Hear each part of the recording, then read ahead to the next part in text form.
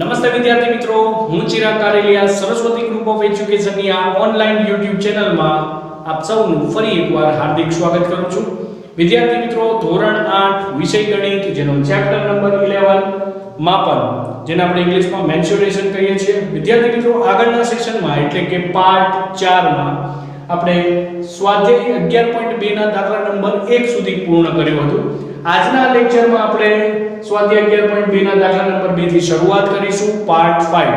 તો વિદ્યાર્થી મિત્રો, પાર્ટ 5 શું કહેવા માંગે છે તો કે એક સમલંબ ચતુષ્કોણનું ક્ષેત્રફળ 34 સેન્ટીમીટર સ્ક્વેર છે અને તેની ઊંચાઈ 4 સેન્ટીમીટર છે, રાઈટ? આ સમલંબની સમાંતર બાજુઓમાંથી એક બાજુની લંબાઈ 10 સેન્ટીમીટર છે, તો તેની બીજી સમાંતર બાજુની લંબાઈ શોધો. જો આકૃતિ આપેલી છે, તમે એકવાર આ ફિગર વાંચી લો, ત્યારબાદ આપણે આગળ વધીએ. તો વિદ્યાર્થી મિત્રો, તમે આકૃતિ જોઈ શકો છો કે સમલંબ ચતુષ્કોણ છે, બરાબર, જેની ઊંચાઈ 4 સેન્ટીમીટર છે અને બાજુની લંબાઈ કેટલી છે? 10 સેન્ટીમીટર. તો ધારો કે આપેલા સમલંબ ચતુષ્કોણની બીજી સમાંતર બાજુની, ધારો કે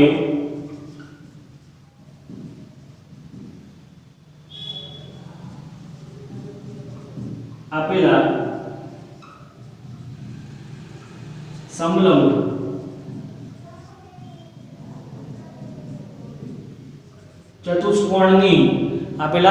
ચતુષ્કોણની બીજી લંબાઈ, બીજી સમાંતર બાજુની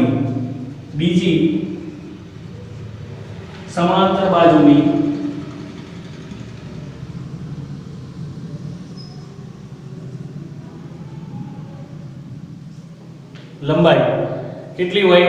x સેન્ટીમીટર છે. આપણે ધારીએ કે x સેન્ટીમીટર, બીજી બાજુની લંબાઈ 1 સેન્ટીમીટર છે એવું આપણે ધારીએ. તો સમલંબ ચતુષ્કોણનું ક્ષેત્રફળ કેટલું થશે? તો એનું સૂત્ર આપણે આગળના દાખલામાં જોયું હતું કે સમલંબ ચતુષ્કોણનું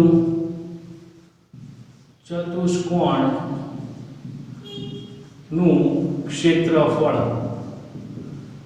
તો એનું સૂત્ર શું હતું? 1/3 ગુણ્યા સમલંબ ચતુષ્કોણની બાજુઓનો સરવાળો, સોરી, સમાંતર બાજુઓનો સરવાળો. યસ, સમલંબ ચતુષ્કોણની સમાંતર બાજુઓનો સરવાળો.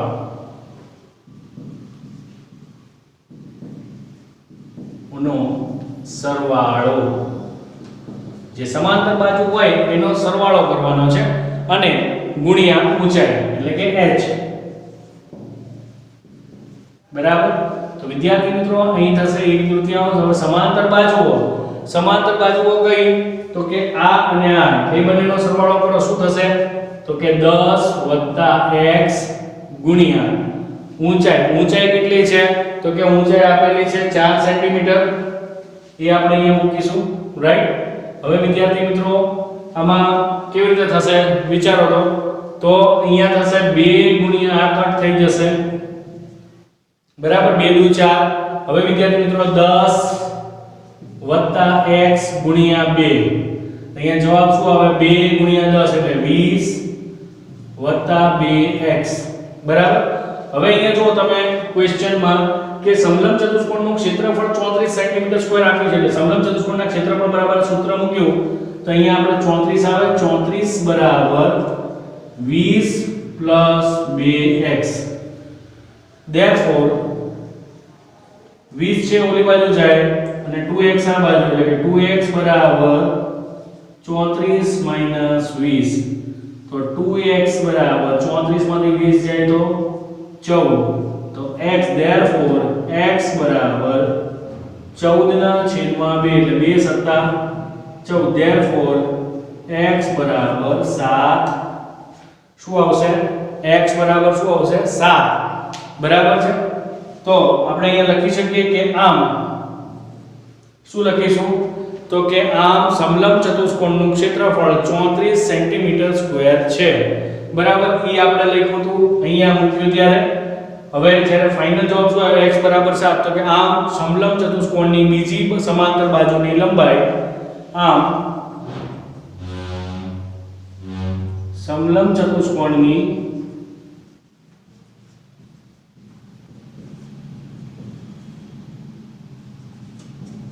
બીજી બાજુની, એટલે કે બીજી સમાંતર બાજુની લંબાઈ કેટલી છે? કેટલી શોધી આપણે? 7, બરાબર 7 મીટર છે, 7 સેન્ટીમીટર સોરી.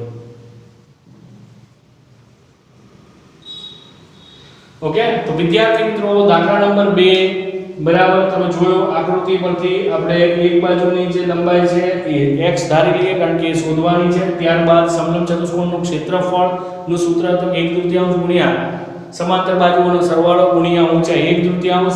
સમાંતર બાજુઓનો સરવાળો એટલે 10 + x, આ 10 + x ગુણ્યા ઊંચાઈ. ઊંચાઈ કેટલી આપી છે? જો 4 સેન્ટીમીટર એ મૂક્યું, બરાબર. આપણે સાદુરૂપ આપ્યું 20 + 2x. હવે આપણે અહીંયા સમલંબ ચતુષ્કોણનું ક્ષેત્રફળ કેટલું હતું? તો કે આપ્યું છે સમલંબ ચતુષ્કોણનું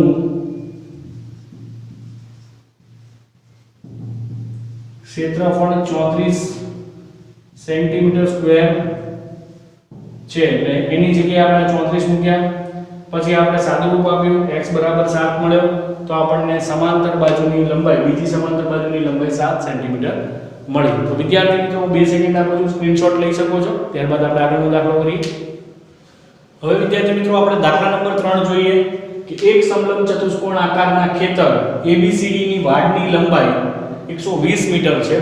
જો BC = 48 મીટર, CD = 17 મીટર અને AD = 40 મીટર હોય તો આ ખેતરનું ક્ષેત્રફળ શોધો. અહીં બાજુ AB એ સમાંતર બાજુ, AD અને BC પર લંબ છે, બરાબર. કઈ બાજુઓ?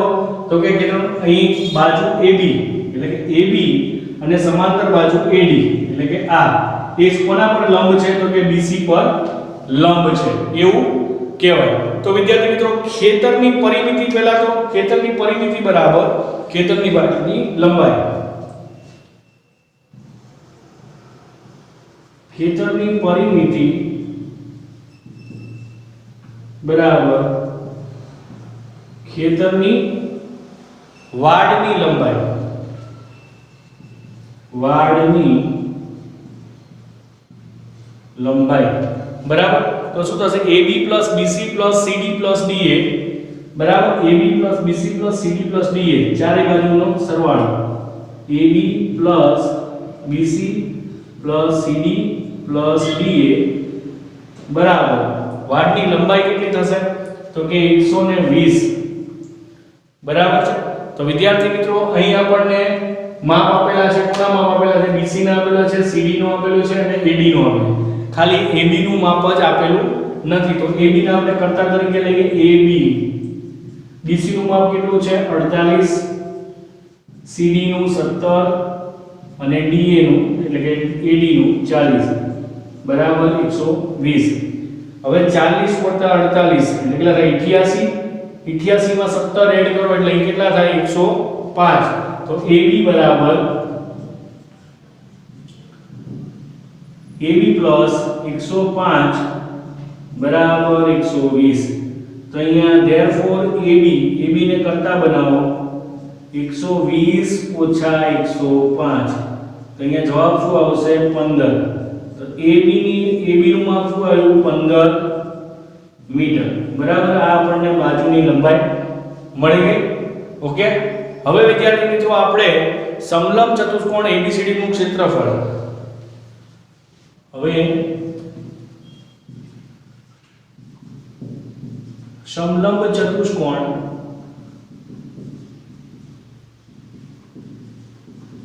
ABCD નું ક્ષેત્રફળ, રાઈટ? ABCD નું ક્ષેત્રફળ.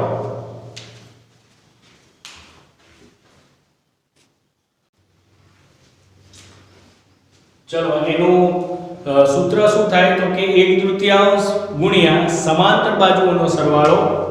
અહીંયા લખીશું 1/3 ગુણ્યા સમાંતર બાજુઓનો સરવાળો ગુણ્યા શું આવશે? તો કે સમાંતર બાજુઓની વચ્ચેનું અંતર, સમાંતર બાજુઓ વચ્ચેનું લંબ અંતર. સમાંતર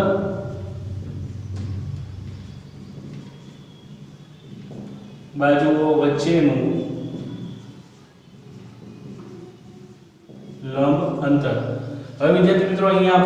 તૃતીયાંશ એમના એમ સમાંતર બાજુઓનો સરવાળો એટલે સમાંતર બાજુ AD અને BC આ બંને સમાંતર બાજુઓ છે અને લંબ અંતર AB AD પ્લસ BC ગુણ્યા લંબ અંતર કોનું તો કે AB બરાબર હવે 1/3 એમના એમ ગુણ્યા AD નું માપ શું હતું તો કે 40 અને BC નું માપ શું છે BC જો 48 ગુણ્યા AB 15 ઇઝ ઇટ ક્લિયર આ તમને મૂકી દેજો હવે 1/3 ગુણ્યા આ બંનેનો સરવાળો થાય 81 ગુણ્યા 15 હવે અહીંયા 44 નું 81 થાય અહીંયા વધ્યા શું 44 ગુણ્યા 15 બરાબર આનો જવાબ શું આ 15 ચોક 60 15 ચોક 60 એટલે 660 મીટર સ્ક્વેર થાય બરાબર 660 મીટર સ્ક્વેર થાય તો આપણે અહીં લખી શકીએ કે આમ ખેતરનું ક્ષેત્રફળ 660 મીટર સ્ક્વેર થાય બરાબર આમ ખેતરનું ક્ષેત્રફળ 660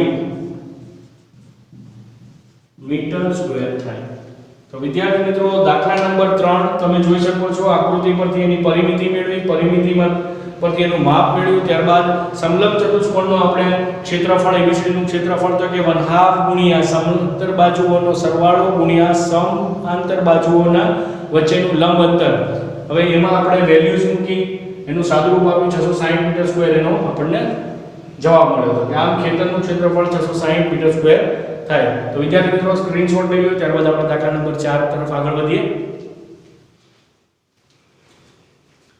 વિદ્યાર્થી મિત્રો હવે આપણે દાખલા નંબર 4 તરફ આગળ વધીએ તો દાખલા નંબર 4 એક ચતુષ્કોણ આકારના ખેતરના વિકર્ણની લંબાઈ ચતુષ્કોણ આકારનું એક ખેતર છે એના વિકર્ણ એટલે જો આ BD વિકર્ણ છે એની લંબાઈ 24 મીટર છે અને બાકીના બે શિરોબિંદુ માંથી આ વિકર્ણ પર દોરેલા લંબ બાકીના બે શિરોબિંદુ છે એટલે કે A અને C એના પર દોરેલા લંબ છે 13 મીટર બરાબર અને 8 મીટર છે બરાબર તો ખેતરનું ક્ષેત્રફળ શોધો તો વિદ્યાર્થી મિત્રો આ સમગ્ર ખેતરનું આપણે ક્ષેત્રફળ શોધવાનું છે તો સૌપ્રથમ આપણને ચતુષ્કોણ કયો લાગે છે તો ચતુષ્કોણ ABCD નું ક્ષેત્રફળ બરાબર ચતુષ્કોણ ABCD નું ક્ષેત્રફળ બરાબર અહીંયા લખીએ ચતુષ્કોણ ABCD નું ક્ષેત્રફળ બરાબર શું આવશે ત્રિકોણ ABD નું ક્ષેત્રફળ ત્રિકોણ કયું ત્રિકોણ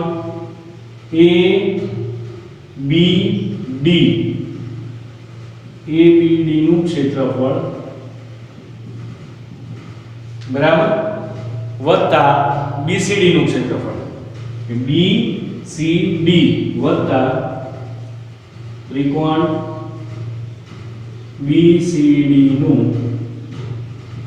ક્ષેત્રફળ હવે આખા ચતુષ્કોણનું ક્ષેત્રફળ કોના બરાબર છે તો કે ABD ત્રિકોણ અને BCD ત્રિકોણ જો આ બંને ત્રિકોણ બને છે એ બંને ત્રિકોણના ક્ષેત્રફળના સરવાળા બરાબર તો વિદ્યાર્થી મિત્રો સૌપ્રથમ આપણે શું મૂકીશું તો કે ABD ના ક્ષેત્રફળનું સૂત્ર શું થશે 1/2 પાયો ગુણ્યા વેધ એટલે BD ગુણ્યા AM બરાબર પાયો ગુણ્યા વેધ એટલે BD ગુણ્યા AM વત્તા BCD ના ક્ષેત્રફળનું સૂત્ર શું થાય 1/2 BD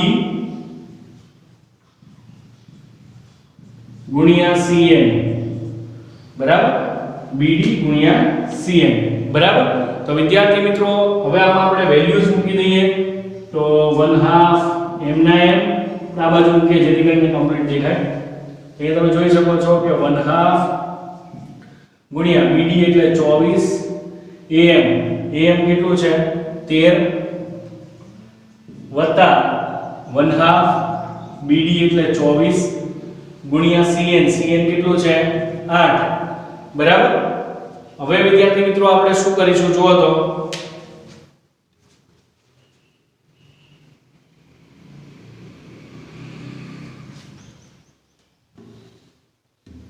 શું કરીશું આનું સાદું રૂપ આપીશું તો અહીંયા થશે 2 છંગ 12 અહીંયા પણ 2 છંગ 12 તો અહીંયા જવાબ શું આવશે 12 ગુણ્યા 13 વત્તા અહીંયા 12 ગુણ્યા 8 અહીંયા 12 ગુણ્યા 13 કરો તો જવાબ શું આવે 12 ગુણ્યા 12 એટલે 144 માં પાછા 12 ઉમેરો એટલે 13 થઈ જાય એટલે 156 12 ગુણ્યા 13 કરો એટલે 156 12 ગુણ્યા 13 કરો 156 અને 12 નો ઘડિયો 8 શું થયું 12 8 96 હવે આ બંનેનો સરવાળો 6 ને 6 12 વધી 1 5 1 ને 9 10 ને 5 15 વધી 1 એટલે અહીંયા આવશે 252 જવાબ શું આવે 252 ક્ષેત્રફળ છે એટલે મીટર સ્ક્વેર બરાબર આપણને ક્ષેત્રફળ શું મળ્યું ખેતરનું મીટર સ્ક્વેર રાઈટ તો આપણે લખીએ કે આમ ખેતરનું ક્ષેત્રફળ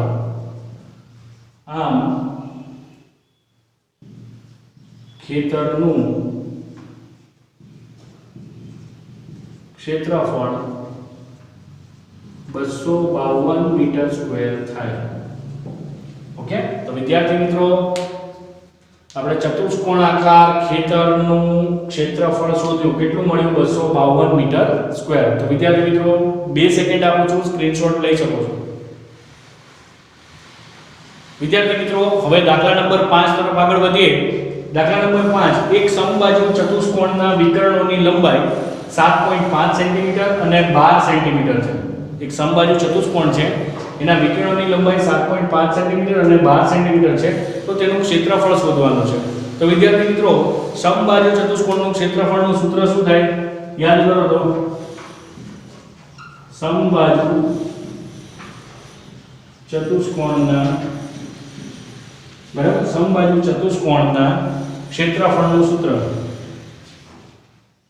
શું થાય કયો તો ચલો યાદ કરો તો કે 1/2 ગુણ્યા બે વિકર્ણોની ગુણાકાર બરાબર આપણે અહીંયા લખીશું એનું સૂત્ર છે 1/2 ગુણ્યા બે વિકર્ણોનો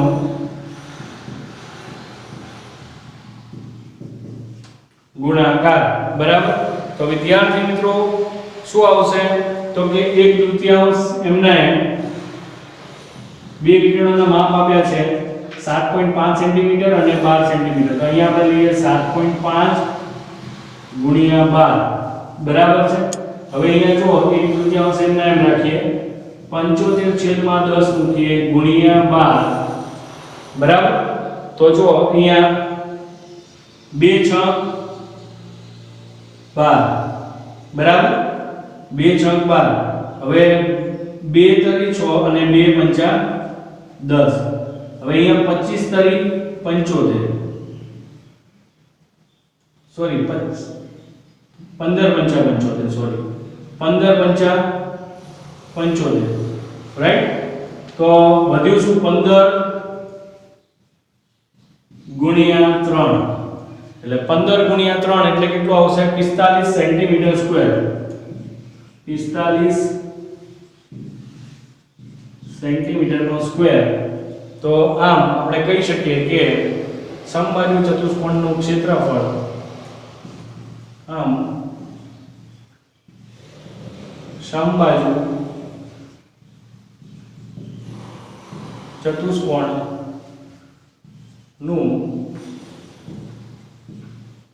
ક્ષેત્રફળ 45